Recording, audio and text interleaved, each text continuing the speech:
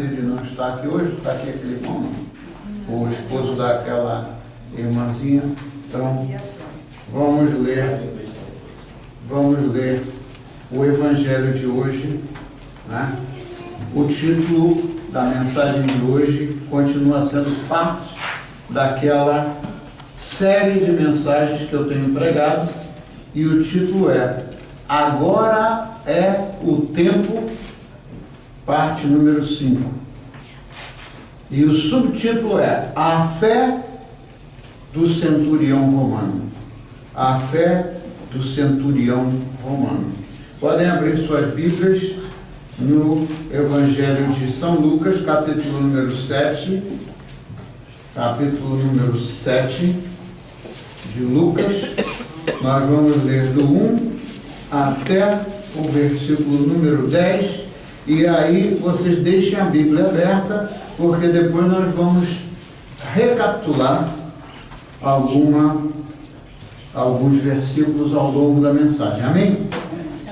Então, assim diz a palavra do Senhor, em nome do Pai, do Filho e do Espírito Santo. Diz assim: E depois de concluir todos estes discursos perante o povo, entrou em Capernaum.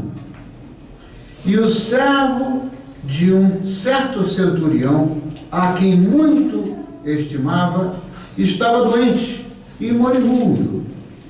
E quando ouviu falar de Jesus, enviou-lhe uns anciãos dos judeus, negando-lhe que viesse curar, rogando-lhe que viesse curar o seu servo. E chegando eles junto a Jesus, rogaram-lhe muito, dizendo: É digno de que lhe concedas isto, porque ama a nossa nação, e ele mesmo nos edificou a sinagoga. E foi Jesus com eles, mas quando já estava perto da casa, enviou-lhe o centurião alguns amigos, dizendo-lhe: Senhor, não te incomodes, porque não sou digno de que entres debaixo do meu telhado. E por isso, nem ainda me julguei digno de ir ter contigo. Dize, porém, uma palavra, e o meu criado sarará. Porque também eu sou homem sujeito à autoridade, e tenho soldados sob o meu poder. E digo a este: vai, e ele vai. E digo a outro: vem, e ele vem. E ao meu servo: faze isto, e ele o faz. E ouvindo isto, Jesus maravilhou-se dele, e voltando-se disse à multidão que o seguia: Digo-vos que nem ainda em Israel tenho achado tanta fé. E voltando para casa, os que foram enviados acharam são o servo enfermo. Esta é a palavra do Senhor para nós nesta manhã. Amém? É uma passagem muito profunda. Essa passagem nos ensina muitas e muitas lições. Essa passagem nos ensina importantes lições. E se nós comparamos o que se passa na nossa mentalidade humana, a nossa limitada maneira de entender as coisas, a gente vê que o que o Senhor quer que nós entendamos vai muito mais além daquilo que geralmente a gente acredita, e geralmente muito mais além do que aquilo que Ele é capaz de nos fazer. Amém? Então o centurião era um soldado romano de alto escalão. Ele não era um soldadinho, ele era de alto escalão, uma pessoa muito importante no contexto daquela sociedade. E ele comandava uma legião de 100 soldados. Cada legião daquelas tinha 100 soldados. Imagina a responsabilidade daquele homem para conduzir aquela legião de soldados.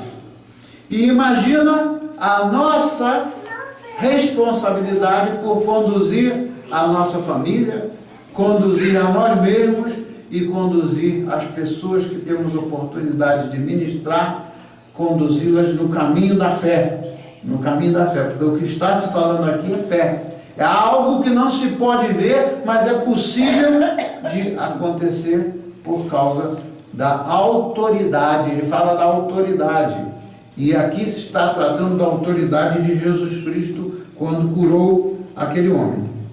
Então, aquele era um soldado de fé. Quais são as características daquele homem que a gente vê aqui nessa escritura? Número 1, ele não era egoísta. A gente tem falado isso algumas vezes. Egoísta é aquele que só pensa em si mesmo, né? Que é tudo para ele mesmo, eu, e os outros ficam de lado. Mas aquele homem, um homem importante, né? Ele não era egoísta, ele era altruísta. O que é uma pessoa altruísta? O que é uma pessoa altruísta? É aquela que cuida ou se preocupa com os outros, não se preocupa somente com os seus interesses. Ele era uma pessoa genuinamente altruísta.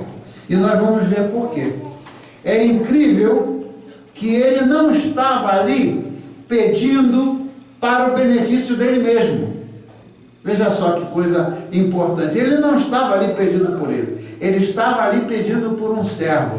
E servo ou criado, naquela sociedade, o servo de um centurião, ele era como um criado, ele era como um escravo.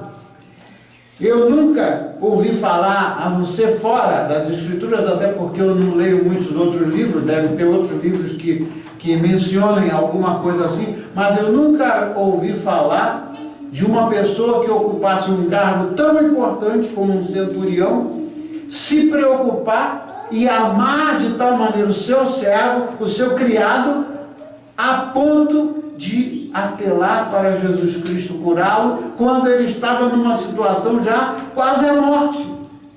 Imagina, será que são muitas as pessoas, hoje, no mundo de hoje, será que são muitas as pessoas que se preocupam em pedir por alguém que é um escravo, por uma pessoa que é o seu servo, que é o seu criado? Tem gente que faz isso. Mas isso requer uma mentalidade e um amor que vai além da média do ser humano, não é isso mesmo? Segunda característica daquele homem, ele era humilde. Ele era um homem importante diante da sociedade, mas um homem humilde. Outra coisa muito rara também de se ver, né? Não estou dizendo que não exista, mas o normal aí, na mentalidade do mundo, é quanto mais importante a pessoa é, menos humilde para se chegar a Jesus para pedir alguma coisa, né? Então, o que acontece? Vamos dar uma olhadinha aqui no que diz a segunda parte do versículo 7 e o versículo 8, para ver como é que se traduziu aquela humildade daquele homem. Segunda parte do versículo 7 diz assim. Aliás, vamos ler o versículo 7 como um completo, né? E por isso, ele dizia: nem ainda me julguei digno de quê? De ir a ter contigo. Não porque ele não quisesse ir ao encontro de Jesus, mas ele se sentia indigno. Ele sabia da condição dele como um pecador. Então ele dizia, ele pediu a Jesus, né, na humildade dele, ele pediu a Jesus assim: dize, porém, o quê? Uma palavra. Não precisava de Jesus fazer um discurso. Dize, porém, uma palavra. O que vai acontecer? E o meu criado será curado. A fé dele. A fé é uma coisa interessante, porque ela não depende da gente fazer orações longas ou grandes discursos perante o Senhor, né? Ele vê o que está no nosso coração. A gente hoje aqui estava cantando. O que é a expressão da nossa canção? Quando a gente canta adorando ao Senhor? É a gratidão que a gente tem. Ele vê o nosso coração. Ele sabe que a gente estava aqui não por outra razão, senão como a gratidão do nosso coração. Então aí diz lá no versículo 8, o centurião falou, porque também eu sou homem sujeito a quê? Eu sou homem sujeito à autoridade e tenho soldados sob o meu poder, e digo a este, vai, e ele vai, e ao outro vem, e ele vem, e ao meu servo, aquele criado, faz isto, e ele o faz. Veja só, isto é o conceito da autoridade no meio entre os militares. O que acontece lá nas Forças Armadas? Quando um comandante dá uma ordem, alguém fica questionando a ele, escuta, mas por que eu tenho que ir lá, por que eu tenho que fazer? Existe isso dentro da autoridade no conceito militar? Não existe isso. Manda aí e ele vai.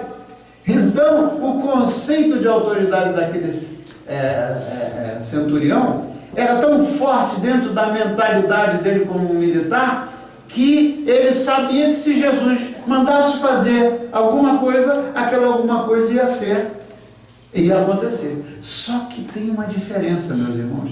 Tem uma diferença que é um abismo entre o conceito de autoridade humana e o conceito de autoridade de Deus. Veja só, se nós buscarmos a ver o relacionamento entre a Santíssima Trindade, se a gente buscar ver o relacionamento entre o Pai, o Filho e o Espírito Santo, será que ali um deles exerce uma autoridade maior sobre o outro e impõe alguma coisa ao outro? Será que Jesus Cristo veio ao mundo porque o Pai dele mandou ele vir ao mundo, ou ele veio ao mundo por uma outra motivação? Ele veio ao mundo pelo amor que ele tem a nós, né? O Senhor Jesus Cristo tem autoridade, ele tinha autoridade quando veio aqui, mas ele nunca chegou para ninguém para dizer, eu sou o Filho de Deus e eu mando você fazer isso. Jesus Cristo deu os mandamentos, mas o conceito de autoridade no relacionamento da Santíssima Trindade é uma autoridade não imposta, mas uma autoridade que se exerce por causa de quê? Por causa do amor, porque Deus é amor. Concorda? Se Deus é amor, a autoridade dele não precisa ser imposta pelas armas. O Senhor nunca vai chegar para nós, agarrar a gente pelo pescoço e dizer, olha, você faça isso, porque senão eu vou acabar com você. Jesus nunca. Isso é uma lição profunda aqui, porque a nossa autoridade como pai de famílias, a nossa autoridade como marido, a nossa autoridade como mãe, a vossa autoridade como mãe, e a nossa autoridade como pais, e a nossa autoridade com as pessoas com quem a gente trabalha, a nossa autoridade dentro da comunidade, ela só é eficaz se a gente tiver a motivação correta. E qual é a motivação correta para o exercício da autoridade? Copiando o que acontece lá na Santíssima Trindade. Qual é a nossa motivação? Deve ser o quê? O amor. O amor. Faz muito mais efeito a gente responder a uma pessoa que nos agrediu, responder com amor, do que a gente pagar na mesma moeda. Já aconteceu isso com vocês? Já aconteceu comigo uma vez ou duas, eu sei lá quantas vezes, que eu estava indignado da maneira que a pessoa tinha me tratado, e no entanto, na hora que eu ia fazer uma bobagem de retribuir com a mesma moeda, o Espírito Santo tocou o meu coração e eu respondi de maneira diferente. Eu respondi com amor. Quando a gente responde com amor, quando a gente reage motivado pelo amor, a coisa funciona de uma maneira totalmente diferente. A pessoa que nos agrediu ou que nos maltratou, uau, alguma coisa aqui dentro dessa maneira de responder, alguma coisa cava muito fundo, porque a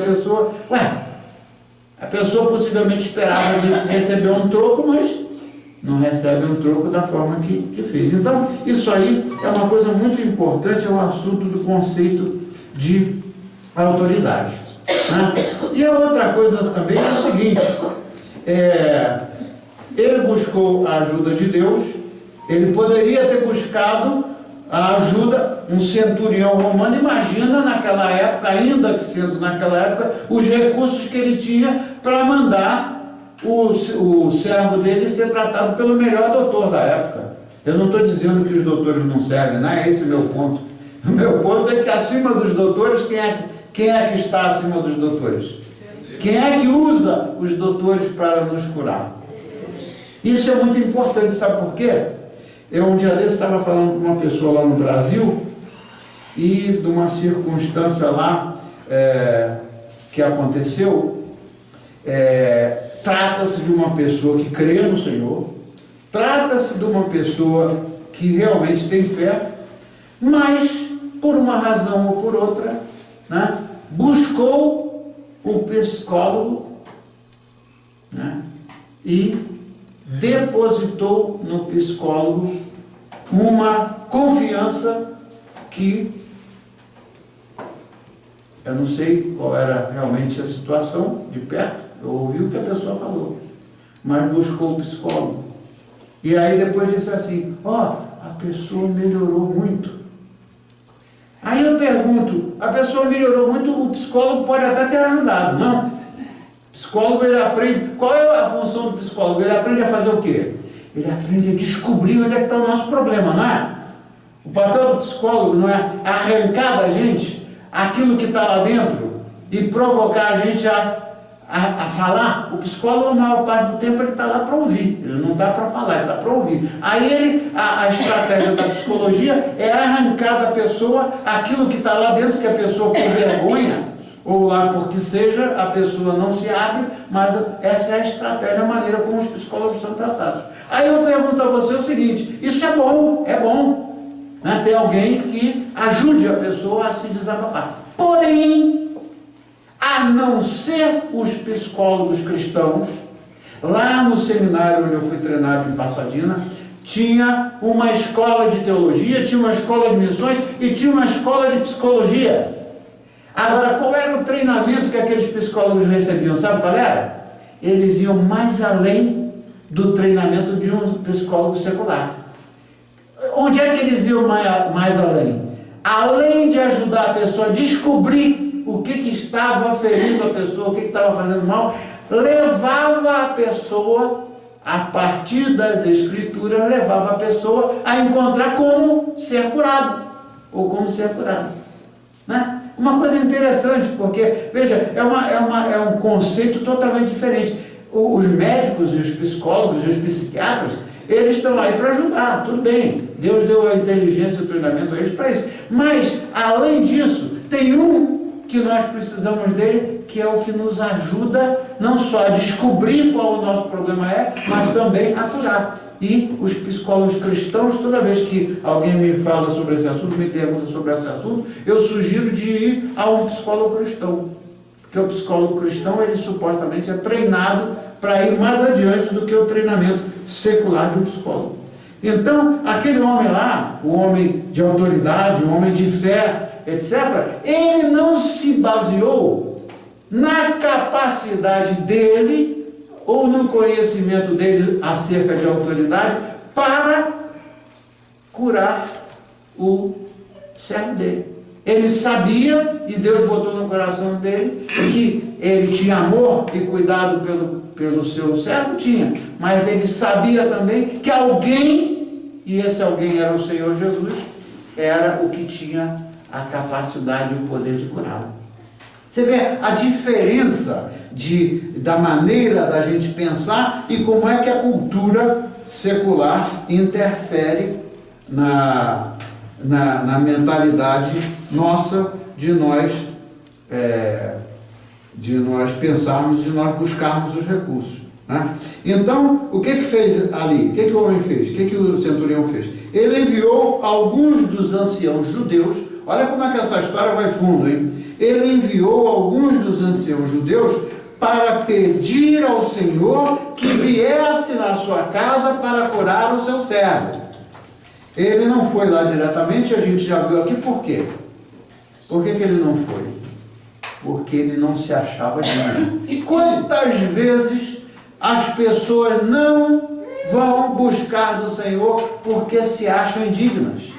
Não existe, meus irmãos e minhas irmãs, e eu não estou falando novidade nenhuma para vocês, não existe nenhuma vergonha, não existe nenhuma barreira que possa levar o Senhor Jesus Cristo a nos dizer: não, eu não vou te acudir porque você é mau, ou porque você fez isso errado, ou porque você teve uma vida torta. Isso não acontece.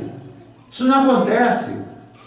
De maneira alguma. Ele está sempre, e a canção que nós cantamos, o que disse? Ele não pede o quê? Nenhuma explicação. Ele não pede para a gente um reporte, um relatório, explicando tudo que a gente fez para ele saber o que ele vai fazer. Isso não é importante para Deus. Importante é o amor e o cuidado que ele tem por nós. Então, não deixe os seus amigos, quando tiver alguém aí em situação de tristeza, ou de doença, ou do que seja, não deixe essa pessoa pensar: ah, não, eu não sou digno. Não deixa a pessoa se colocar para baixo por causa da mentalidade do problema de vergonha, ou logo seja, porque o Senhor não vai pedir nenhuma explicação, né? Então, o que aconteceu? Os anciãos judeus disseram assim para Jesus. O que está escrito aqui? Eles disseram assim: olha, Senhor, ele merece porque ele construiu por si mesmo, ele construiu a sinagoga para nós. Veja só, o centurião era um homem que era subordinado ao Império Romano. A gente sabe como é que o Império Romano olhava para Jesus Cristo e como o Império Romano olhava para os cristãos. Tudo que eles queriam era extinguir com os cristãos. Mas, no entanto, esse homem, lá dentro daquele sistema do Império Romano, ele via em Jesus a pessoa que podia consertar. Mas ele jamais pediu àqueles anciãos para chegar lá e dizer para Jesus: Jesus, por favor, cura o meu servo, porque o senhor viu, né? Eu construí a sinagoga. Ele era um homem humilde. Ele não trazia para o seu coração nenhuma arrogância, ou não se via como uma pessoa de mérito. Olha, eu quero conseguir isso, Senhor, por favor, ajuda aqui o meu servo, porque eu fiz isso. Não é assim que funciona o amor de Deus.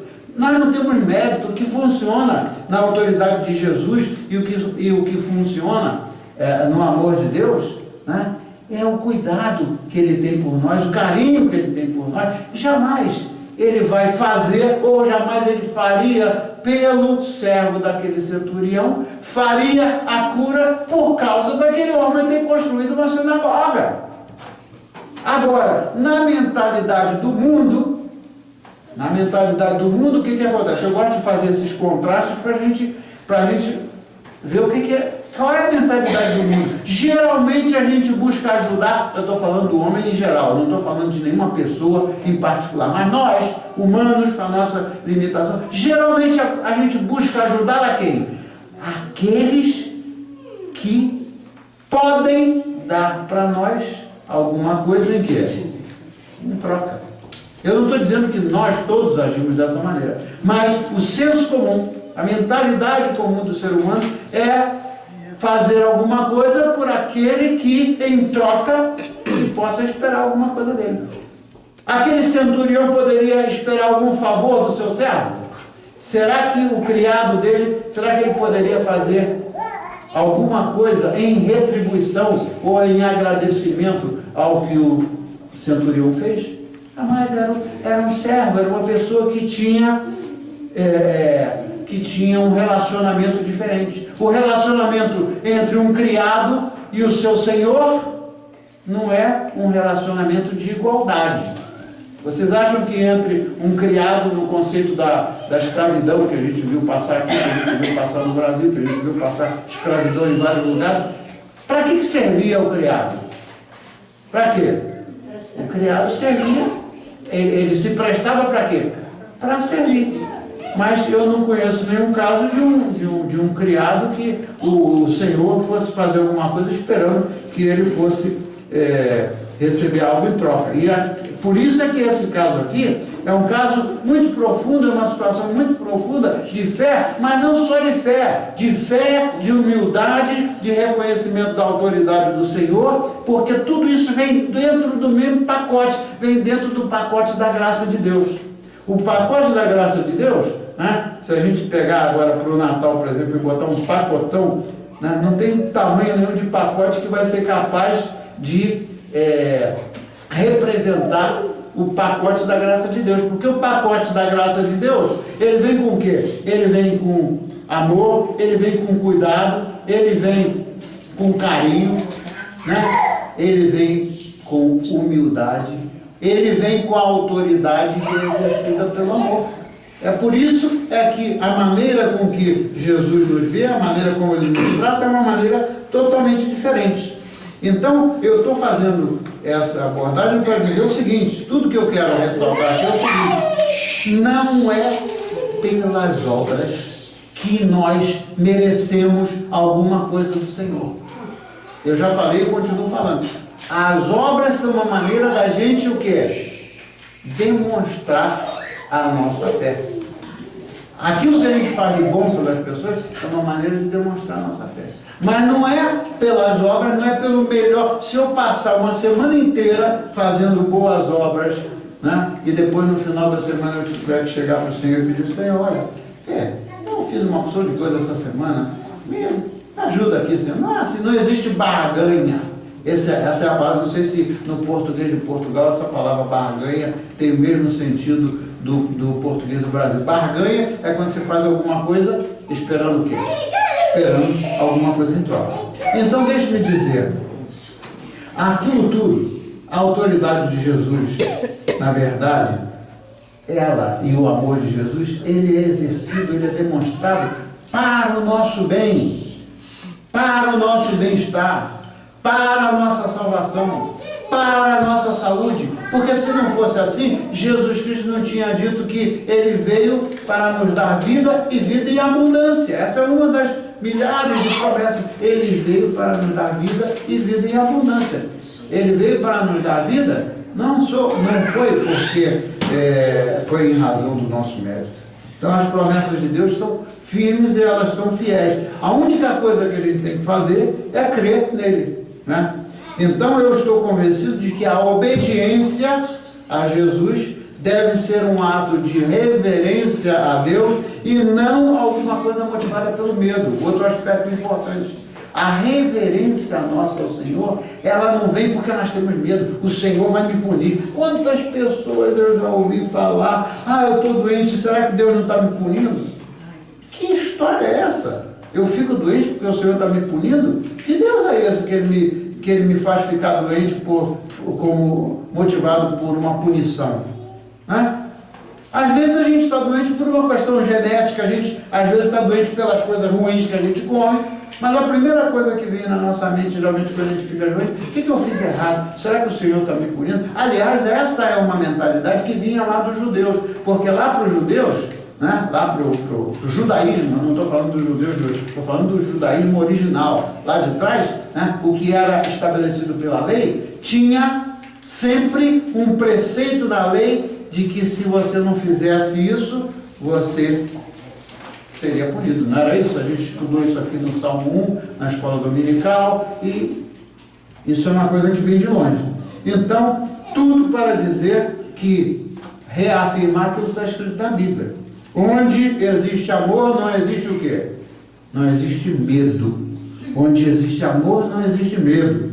Se houver medo, a gente tem que botar uma interrogação, porque alguma coisa ali precisa de ser recolocada no caminho certo. Então, quando o Senhor Jesus ouviu ele dizer que bastaria uma palavra dele para que o seu servo fosse curado, quem que Jesus Cristo reconheceu naquele homem? O que está escrito aqui? Nunca vi ninguém em Israel com tamanha fé.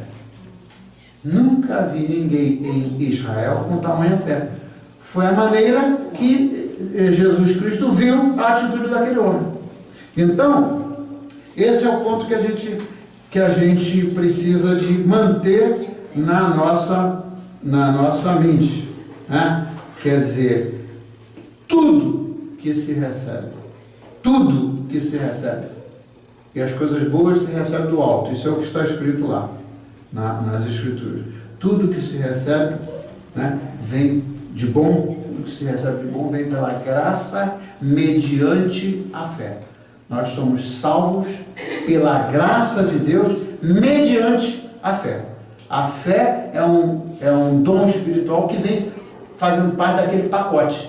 O pacote da graça de Deus traz dentro dele a fé. Como eu já falei e eu repito, nós não temos como humano aquela habilidade natural. A fé é algo que vem como um dom espiritual. Então, qual é a lição que nós aprendemos aqui hoje? A fé não é algo que se leva a questionar por quê. Veja só, essa é a última das grandes reflexões que eu quero deixar com vocês hoje. A fé não nos leva não nos deve levar a questionar por quê. Deixa eu botar isso aí em termos práticos da vida. Às vezes eu fico pensando, às vezes a gente fica pensando, ah, meu Deus, por que Deus fez um milagre com aquela pessoa e Deus não faz um milagre semelhante comigo? Por que Deus fez aquilo com ele ou com ela, que eu vejo que não é uma pessoa muito boa e mereceu a graça do Senhor? Não, a fé não exige e nem permite que se pergunte por quê, porque está escrito nas Escrituras. O Senhor falou, eu que sei os pensamentos que tenho para vocês. Pensamentos de bem e não de quê? E não de mal. Eu é que sei, o Senhor falou pelo profeta, por meio do profeta. Eu é que sei os pensamentos que eu tenho. Pensamentos de bem e não de quê? E não de mal. Então, não se deve ficar questionando as situações que decorrem da fé. Não nos cabe. Isso é um problema do relacionamento entre a pessoa e o Senhor.